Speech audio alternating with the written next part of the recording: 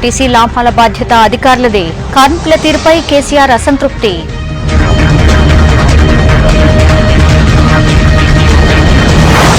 కొత్త జిల్లాలపై ప్రజాభిప్రాయానికి ready.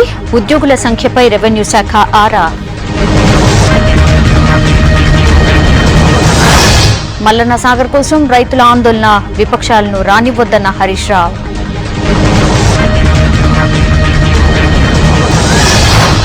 Ramagundam factory reopen కు ప్రధాని. రాష్ట్ర బీజేపీ అభినందన సభలో వెంకయ్య.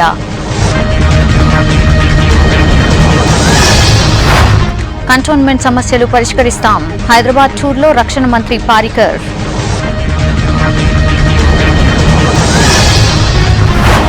దొంగ బాబా సహా మరో 2 అరెస్ట్. శివపై పాత కేసులున్నాయన్న సిపి.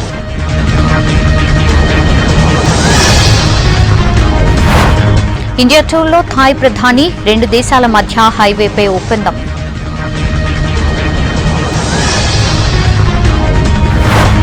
గుల్బర్గ్ సొసైటీ కేసులో ప్రత్యేక కోర్టు తీర్పు. 11 మందికి జీవిత ఖైదు, 12 మందికి 7 ఏళ్ల శిక్ష.